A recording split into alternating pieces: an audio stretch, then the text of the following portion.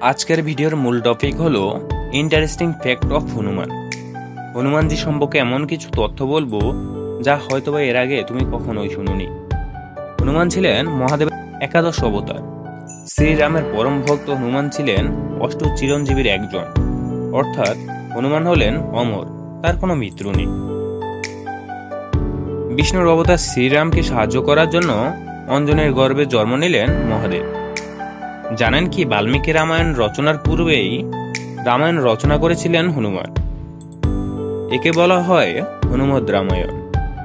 বলা হয়ে থাকে লঙ্কায় রাবণ বধের পর রাম, সীতা ও লক্ষ্মণ যখন অযোধ্যায় ফিরে আসেন তখন হনুমান হিমালয়ে চলে যান। সেখানে নিজের নখ দিয়ে হনুমদ রচনা করেন। শ্রী রামচন্দ্র ও ভাই লক্ষ্মণকে রক্ষা করতে হনুমান একবার পঞ্চমুখী অবতার ধারণ করেন।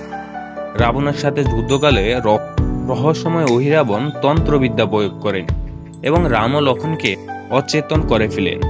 তখন রাবণ শ্রীরাম ও লক্ষ্মণকে নিজের মায়া বলে লুকিয়ে ফেলেন। তাদেরকে উদ্ধারের জন্য শ্রী হনুমান পঞ্চমুখী অবতার ধারণ করেন। শাস্ত্র অনুসারে সূর্য নমস্কার আসনের উদ্ভাবক হলেন বজরাঙ্গলী। সূর্যদেব ছিলেন হনুমানের গুরু। সকল শিক্ষাদানের পর সূর্যদেব গুরু দক্ষিণা চান।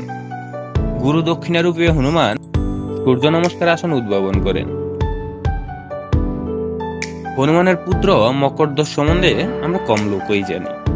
অহিরাবণের হাত থেকে রাম ও লক্ষ্মণকে রক্ষা করতে হনুমান যখন পাতাল লোকে গমন করেন তখন তার আকৃতির একটি প্রাণী তাকে পিতা বলে সম্বোধন করে। একথা শুনে রেগে যান হনুমান, বলেন অসম্ভব, তিনি ব্রহ্মচারী। তখন মকরধ্বজ বললেন, আপনি মাতা সীতা অনুসন্ধানের জন্য যখন সমুদ্র পার হচ্ছিলেন তখন আপনার শরীর থেকে এক ফোঁটা ঘাম একটি মকরের মুখে পড়ে।